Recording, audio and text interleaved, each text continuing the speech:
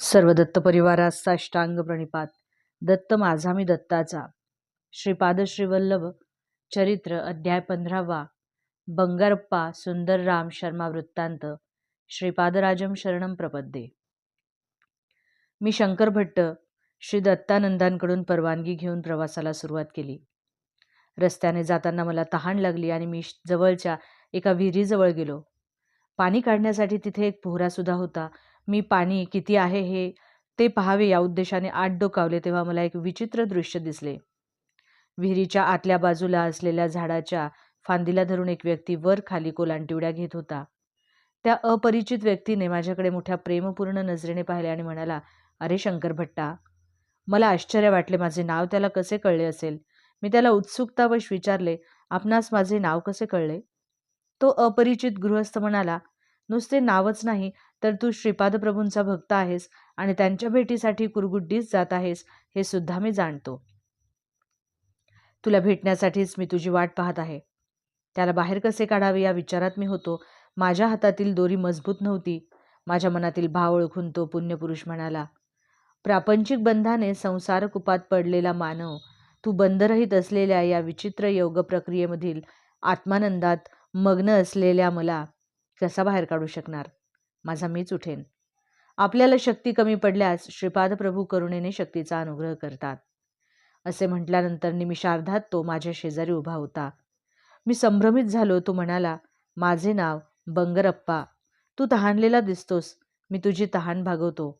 असे म्हणून त्याने त्या पोहऱ्याने भराभरा पाणी काढले आणि तो स्वतःच ते पाणी गटागटा प्याला. परंतु आश्चर्य असे की पाणी तो प्यायला, तहान मात्र माझी भागली. याचे मला आश्चर्य वाटले. नंतर आम्ही दोघांनी प्रवास प्रारंभ केला. त्याने बोलण्यास सुरुवात केली, "मी स्वर्णकार कुटुंबातील आहे. मी मंत्रतंत्रामध्ये प्रावीण्य मिळवले आहे. माझ्या मंत्राच्या सामर्थ्याने नावडत्या व्यक्तीस मारून टाकण्याची विद्यासुद्धा मला अवगत होती. भूत, पेत, पिशाच यांच्या सहवासात सुद्धा मी राहिलो होतो. माझे नुसते नाव ऐकून लोक घाबरत. ज्या गावात मी जाई तेथील लोक मी भूतप्रेतांचे प्रयोग करू नये म्हणून मला विपुल धन आणून देत. माझ्या चेहऱ्यावरील साधारण मनुष्याच्या चेहऱ्यावर दिसणारी प्रसन्न कळा लोप पावून भूतप्रेतांची असलेली विकृत कळा, क्रूर स्वभाव माझ्या चेहऱ्यावर दिसू लागला. माझ्या संचारामध्ये एकदा पूर्वपुण्याईने पिठिकापुरम लागले. श्री दत्तप्रभूंच्या अवतारामधील पवित्र अशा नगरीत शूद्र असलेल्या कुतंत्राला, परस्पर कलहाला काही कमी नव्हते. श्री बापनाचार्यालो आणि श्रीपादांविषयी अनेक चित्रविचित्र गोष्टी मी कर्णोपकरणी ऐकल्या होत्या. मी सर्वात प्रथम बापनाचार्यालूंना मारून टाकावे असा विचार केला. मी एका ओढ्याजवळ जाऊन ओंझळी ओंझळीने पाणी पित होतो. मला मनुष्यांना मारण्याच्या अनेक विद्यांचे ज्ञान होते. त्यापैकी एक ज्या व्यक्तीचा अंत करायचा तिचे ध्यान करून पाणी प्यायले तर ते त्या व्यक्तीच्या पोटात जात असे. मी त्या ओढ्यातील पाणी पित असताना श्रीपाद प्रभू बापनाचार्यांच्या जवळ होते. श्रीपाद प्रेमाने बापनाचार्यालूंच्या पोटावरून हात फिरवीत तेव्हा ताबडतोब ते पाणी उडून जाई. मी पाणी पिऊन पिऊन थकलो, परंतु बापनाचार्यालूंवर त्याचा काहीच अनिष्ट परिणाम न होता ते पूर्वीसारखे सुरक्षितच राहिले. माझी विद्या का फळली नाही याचे मला दुःख झाले. श्रीपादप्रभूंची शूद्रोपासकास शिक्षा. मला एक सर्पमंत्र येत होता. या मंत्राच्या योगाने इच्छित व्यक्तीच्या घरी सर्प जाऊन दंश करीत असे. मी बापनाचार्यालूंचे ध्यान करून तो मंत्र उच्चारण केला. अनेक सर्प बापनाचार्यालूंच्या घरी गेले आणि घरी असलेल्या एका वेलावर पडवळाप्रमाणे लोंबकळू लागले, परंतु ते बापनाचार्यालूंना काहीच करू शकले नाहीत. 2 मुहूर्ताचा काळ झाल्यावर ते जेथून आले होते तेथून निघून गेले. माझा दुसरा प्रयत्न सुद्धा फसला होता. माझ्या अंकित असलेले भूतप्रेत बापनाचार्यालूंच्या घराजवळून फिरकू शकत नाहीत. हा सर्व श्रीपाद प्रभूंच्या लीलांचा चमत्कार असल्याचे मला कळून चुकले. एवढे झाले तरी माझी राक्षसी प्रवृत्ती कमी झाली नाही. मी स्मशानात जाऊन श्रीपादांची कणकेची बाहुली करून त्याला 32 जागी 32 सुया टोचल्या.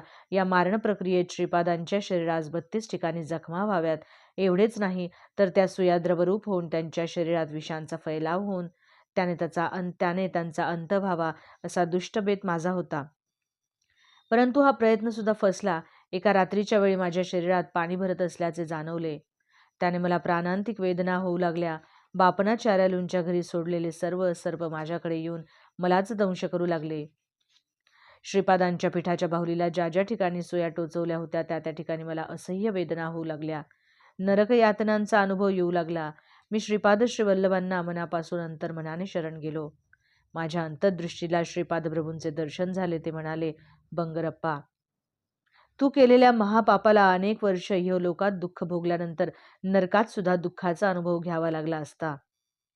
परंतु मी तुझ्यावर कृपा करून या एका रात्रीत झालेल्या यातनांद्वारे कर्माचा नाश करीत आहे. तुझ्या सर्व शूद्रविद्यांचा सुद्धा नाश करीत आहे. तरी पण कोणी तहानेने व्याकुळ झालेला मानव तुझ्या अंतर्दृष्टीस दिसल्यास तू स्वतः पाणी पिऊन त्याची तहान भागवू शकशील. कोलांटी खात झुलणे ही एक योग प्रक्रिया आहे. त्याचा अभ्यास करून तू आनंदाची प्राप्ती करून घेशील. आजपासून सात्विक प्रवृत्तीचा स्वीकार करून जगशील. माझ्या मातापित्यांच्या घरी किंवा श्री बापनाचार्यालूंच्या घरात पाय ठेवण्यास सुद्धा बहुजन्माचे पुण्य असावे लागते. तुला या जन्मात तरी तसे भाग्य नाही. जीवन देणारा परमेश्वर आहे म्हणून प्राण काढून घेण्याचा अधिकार सुद्धा त्याचाच आहे. मातापिता जन्मदाते असल्याने परमपूज्य असतात. त्यांचा वृद्धापकाळात अनादर करणाऱ्यांकडे माझा कृपा कटाक्ष नसतो.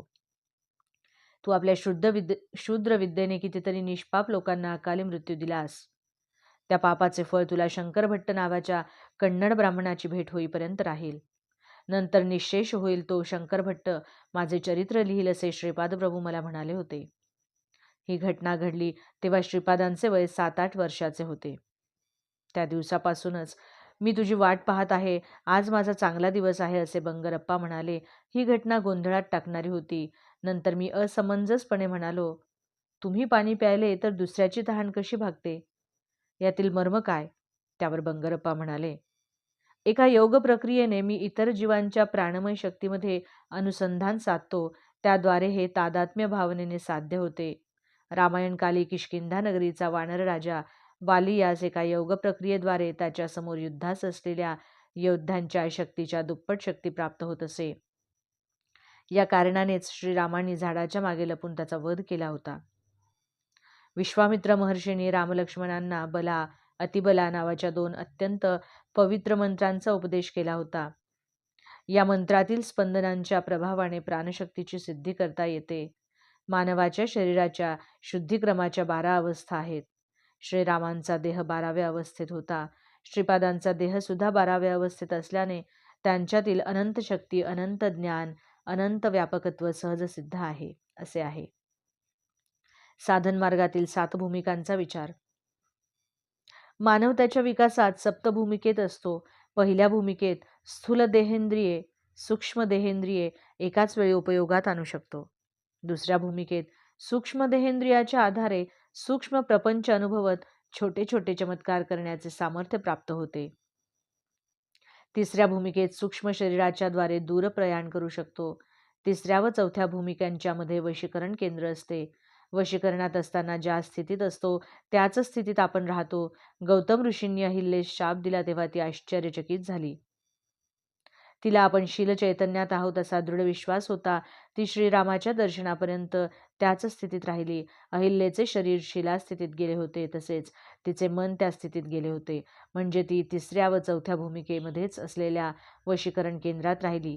श्रीरामाची पायधूळ लागताच तिचे मनोपुष्प विकसित झाले आणि ती स्वतःच्या सहज स्थितीत आली. चौथ्या भूमिकेत पोहोचलेल्या आत्म्याला अतिशय विस्तारित योगशक्ती लाभते. यासाठी आपल्या योगशक्तींचा लोककल्याणार्थ अंतरात्म्याच्या बोधानुसार विनियोग केला तर उच्च स्थिती प्राप्त होते. परंतु पापकार्याला निमित्त होणारे तुच्छ स्वार्थ प्रयोजनासाठी ही शक्ती वापरली तर पतन अवस्थेला जाऊन शिला चैतन्यात पडण्याची स्थिती असते. यानंतर अनेक हजारो जन्मानंतर मानव जन्माला येता येते. 5व्या भूमिकेवर असलेले साधक संकल्पज्ञानी असतात. 6व्या भूमिकेवरील साधक भावज्ञानी असतात. संकल्पज्ञानी साधक दैवी साक्षात्काराबरोबर प्रापंचिक कार्यकलापाला सुद्धा चालवितात. भावज्ञानी साधकांना प्रापंचिक कार्यकलापाचा ध्यास फार कमी असतो. 7व्या भूमिकेवरील साधक परमात्म्याच्या जवळ असलेल्या ज्ञानाची प्राप्ती करून घेऊ शकतात. अवतारी पुरुष व साधकातील भेद. बंगरप्पांनी सांगितलेल्या गोष्टी ऐकल्यावर माझ्या मनात काही संदेह निर्माण झाले. त्यांचे निराकरण करण्यासाठी मी प्रश्न केला, महाराज, जीवनात केवळ परिणामक्रम असतो का? काय हे अवतारी पुरुषांना सुद्धा लागू पडते? यावर बंगरप्पा म्हणाले, अवतारी पुरुष काळाच्या महिम्याने निर्माण होतात. मानव जेव्हा भगवंत होतो तेव्हा त्याला समर्थ सद्गुरू असे म्हणतात. देव मानव रूपात आले तर त्यांना अवतारी पुरुष म्हणतात. मत्स्य पाण्यात वेगाने पोहू शकतो. कूर्म पाण्यात व जमिनीवर दोन्ही ठिकाणी राहू शकतो. वराह म्हणजे खड्गमृग, भूमीवर सहजपणे चालू शकणारा प्राणी. सिंह हा जनावरात सर्वश्रेष्ठ प्राणी. नरसिंह अवतारात भगवान विष्णूंनी सिंहाचे मुख आणि मनुष्याचे शरीर असे रूप धारण केले होते. याचना प्रवृत्ती असणारा तमोगुण प्रधान असलेला वामन अवतार, रजोगुणयुक्त असलेला परशुराम अवतार, सत्वगुण प्रधान असलेला तो रामावतार, त्रिगुणांचा अतीत असलेला निर्गुण तत्वप्रधान असलेला श्रीकृष्ण अवतार, कर्मप्रधान असलेला तो बुद्ध अवतार, समस्त सृष्टीतील एकतत्वातील अनेकत्व आणि अनेकत्वातील एकत्व स्वतःमध्ये सामावून घेणारा अत्यंत अद्भुत, अत्यंत विलक्षण योगावतार म्हणजे श्रीपाद श्रीवल्लभ अवतार. श्रीपादप्रभूंशी ऋणानुबंध नसलेले योग संप्रदाय मते आहेत.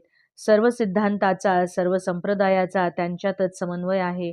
या सृष्टीचा आदी बिंदू व अंतिम बिंदू सुद्धा तेच आहेत. स्पंदनशील असलेल्या जगत व्यापाराचे निरीक्षण करणारे, संकल्प करणारे, क्षय करणारे तेच आहेत. हे गूढ असे देवाचे रहस्य आहे. सप्तर्षींना जे समजले नाही ते मी काय सांगू. बाबा शंकरभट्टा, तू धन्य आहेस. त्यांचे अव्याज कारुण्य लाभेल तो धन्य होय. अन्य जीव व्यर्थ होत. सत्कर्म आणि दुष्कर्मांचे फलविवरण. मी विचारले, महाराज मला एक शंका आली आहे. समस्त कर्मांचा बोध करून देणारा तोच असल्यावर लोकांमध्ये थोड्यांना चांगले थोड्यांना वाईट असे जन्माला का घालतो? त्यावर बंगरप्पा मोठ्याने हसले व म्हणाले, तू चांगला प्रश्न विचारलास. सर्व सृष्टी द्वंद्वातूनच निर्माण झाली आहे. मृत्यूचे भय नसेल तर जन्मदात्री आई सुद्धा मुलावर प्रेम करणार नाही. वेदांमध्ये पुरुष हा शब्द आत्मा या अर्थाने वापरला असला तरी आत्मा म्हणजे पुरुष नव्हे. पुरुष हा शब्द देहास सूचित करतो आणि आत्मा हा देह नाही. तो देहाहून निराळा असून अजन्मा, अव्यक्त, अचिंत्य आणि विकाररहित आहे. मानवात व प्राणीमात्रात एकच आत्मा वास करतो. मनुष्य आणि देव यांच्यात मात्र भेद आहे. या भेदामुळेच मनुष्य देवत्व प्राप्त करण्यासाठी प्रयत्नशील असतो. या प्रयत्नामुळेच मानवाचा विकास होतो. देवामध्ये केवळ चांगल्या सृजनात्मक शक्ती असतात असे नाही, तर काही विघटनकारक, विनाशकारक शक्ती सुद्धा असतात. त्या शक्तींचा आवश्यकतेनुसार उपयोग करून सृष्टीचे चलनवलन सुव्यवस्थित चालविण्याचे कर्म देव करीत असतात. मनुष्यांच्या जन्मात सुख आणि दुःख हे पूर्वकर्मानुसार येत असतात. दुःख येत असल्याने मानवास सुखाचे महत्त्व कळते व तो सुख मिळवण्याच्याच आकांक्षा करतो. सृष्टीमध्ये असे दिसून येते की अनेक दुष्ट, कुकर्मी, नास्तिक जनतेला छळणारे लोक अत्यंत सुखाचे जीवन जगतात आणि सत्यवचनी, प्रामाणिक, सदाचारी, सच्छील व्यक्तींना अनेक दुर्धर संकटांना तोंड द्यावे लागते. अशा विपरीत स्थितीचे कारण असे की कुकर्म करून सुद्धा अत्यंत सुखाचा उपभोग घेणाऱ्या लोकांनी पूर्वीच्या जन्मात काही सत्कर्मे केली असणार आणि त्याचे फलस्वरूप त्यांना आज असलेले सुख प्राप्त झाले आहे. तसेच अत्यंत प्रामाणिक, सच्छील, सज्जन लोक आज जी दुःखे भोगताना दिसतात ती त्यांच्या पूर्वजन्मातील पापकर्माचे फलस्वरूपच. मनुष्यास आपल्या पाप अथवा पुण्याचे फळ तात्काळ मिळत नाही, त्यास काही वेळ लागतो. परंतु पाप किंवा पुण्य अत्यंत तीव्र स्वरूपाचे असल्यास त्याचे फळ लवकर मिळते. चांगले अथवा वाईट कर्मे करणे मानवाच्या हाती असते. समाजात अधर्माची वाढ होऊन दुष्ट दुराचारी लोकांकडून सज्जनांचा, संतांचा छळ होऊ लागतो. त्यावेळी भगवान सगुण रूपात अवतार घेऊन पापी दुराचारी लोकांचा नाश करून धर्माचे, संत सज्जनांचे रक्षण करतात. हजारो वर्षापासून आकाशात तारे, ग्रह, चांदण्या होत्या, परंतु त्या सध्याप्रमाणे सुव्यवस्थित नव्हत्या. कालांतराने या तारामंडलातील अनेक तारे खाली पडून त्यांचे दगडात रूपांतर झाले. अनेक ग्रह एकमेकात मिसळून गेले. पृथ्वीसह सारे ग्रह सूर्याभोवती परिभ्रमण करतात. या ग्रहांच्या आकर्षण विकर्षणानेच सृष्टी चलित आहे. ती सूर्याभोवती परिक्रमा करीत असते. परमेश्वराविषयी आकर्षणाने लोक आस्तिक होतात व सत्कर्मे करण्यास प्रवृत्त होतात. ज्या लोकांमध्ये परमेश्वराविषयीचे आकर्षण नसते ते नास्तिक होऊन दुष्कर्मे करण्यास प्रवृत्त होतात. या दोन्ही प्रकारच्या कर्मांना ते स्वतःच आधार असतात. वेलूप्रभू महाराजांचा गर्वभंग. पिठिकापुरम या नगरीत वेलूप्रभू नावाचे एक महाराज राज्य करीत होते. ते वेश बदलून नगरात फिरून प्रजेची स्थिती अवलोकन करीत अवलोकन करीत एकदा त्यांना श्रीपाद श्रीवल्लभांना भेटण्याची इच्छा झाली. त्यांनी आपल्या सेवकास अप्पलराज यांच्या घरी पाठवून आदेश दिला की श्रीपाद श्रीवल्लभ स्वामींना तात्काळ घेऊन यावे. घरात स्वामींचे आजोबा बापनाचार्यालू होते. सेवकांनी त्यांना राजाज्ञा सांगितलेली. आजोबांनी स्वामींना सांगितले, पिठिकापुरमच्या महाराजाने तुला भेटीस बोलावले आहे. श्रीपाद प्रभू म्हणाले, तात, राजांच्या मनात भक्तिभाव नाही, तो अहंकारपूर्ण वृत्तीने मला येण्याची आज्ञा करतो आहे. त्याला वाटते आपण महाराज आहोत, आपली सत्ता सर्वांवर चालते, आपण म्हणू तसे झाले पाहिजे. परंतु माझे दर्शन एवढे सोपे नाही हे तो जाणत नाही. मी महाराजांच्या भेटीसाठी जाणार नाही. स्वामी राजाच्या सेवकाला म्हणाले, तुमचे महाराज केवळ या पिठिकापुरमचे राजे आहेत, परंतु मी तर सर्व समस्त विश्वाचा चक्रवर्ती सम्राट आहे.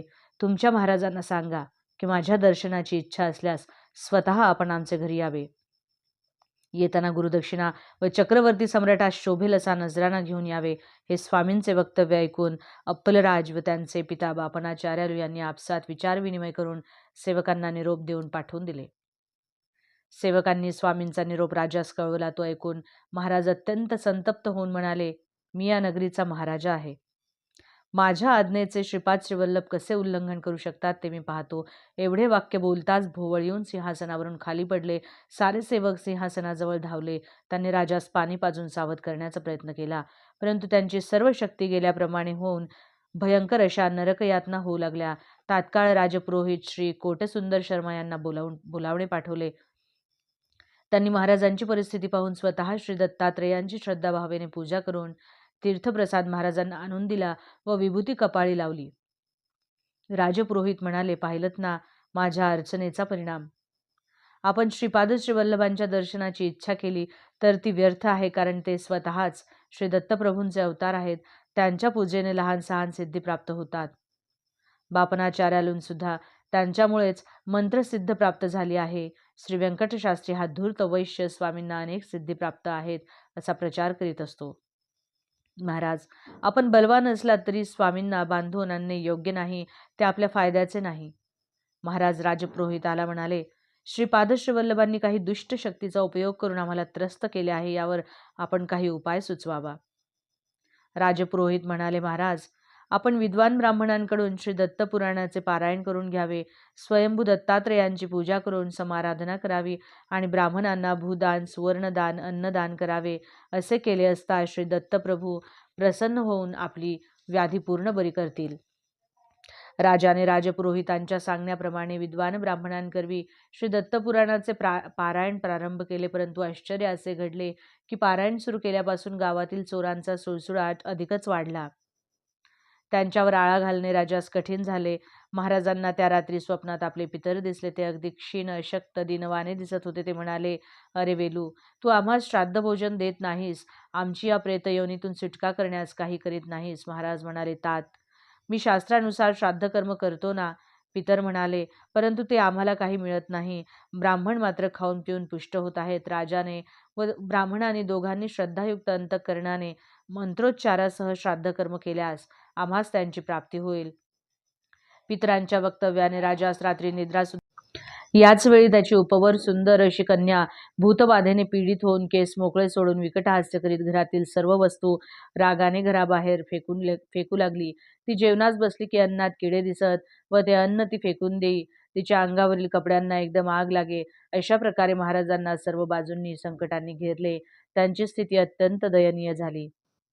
राजास सहाय्य करणाऱ्या राजपुरोहिताची स्थिती सुद्धा अत्यंत शोचनीय झाली होती. त्याची सौम्य सोज्वळ स्वभावाची पत्नी एकाएकी अत्यंत क्रोधित स्वभावाची होऊन पतीच्या शिरावरच भांडे आपटू लागली. त्याच्या मुलाने प्रत्यक्ष राजपुरोहितालाच दोरखंडाने घरातील एका खांबास बांधून ठेवले. त्याला जेव्हा भूक लागली तेव्हा त्याच्यासमोर एका गवताचा भारा ठेवून तो न खाल्ल्यास पोळवण्यास सुरुवात केली. पारायणासाठी निवडलेले ब्राह्मण पारायण संपवून जेवण करून घरी येताच त्यांना घरी धुमाकूळ घातलेली भूतप्रेते दिसत होती. ती पाहून बिचारे ब्राह्मण अगदी घाबरून जात. ती भूते ब्राह्मणांना म्हणत, तुमच्या महाराजांनी असंख्य पापे केली, आम्हास आमच्या पतीपासून दूर करून अतोनात छळ केला. तुम्ही राजाने वाममार्गाने मिळवलेले धन दानरूपात घेतले, त्यामुळे आम्ही तुम्हास त्रास देत आहोत. ही सर्व परिस्थिती पाहून ब्राह्मण, राजपुरोहित आणि स्वतः महाराज अगदी घाबरून गेले. त्यांना यातून कशी सुटका करून घ्यावी हे कळेना.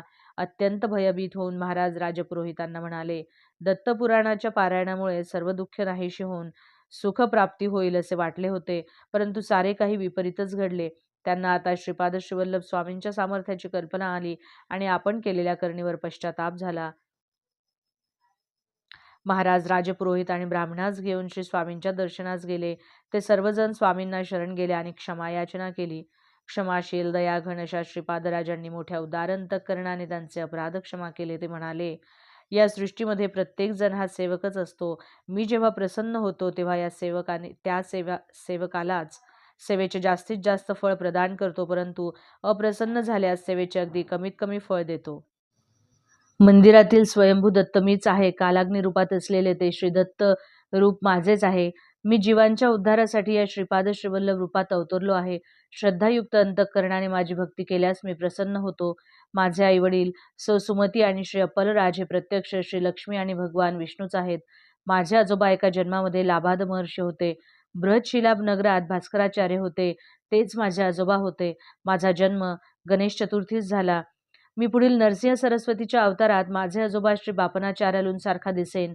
मी त्या अवतारात जेव्हा गंधर्वपूर या क्षेत्री निवास करीन, त्यावेळी भूतप्रेतांची त्यांच्या यवनीतून सुटका करीन.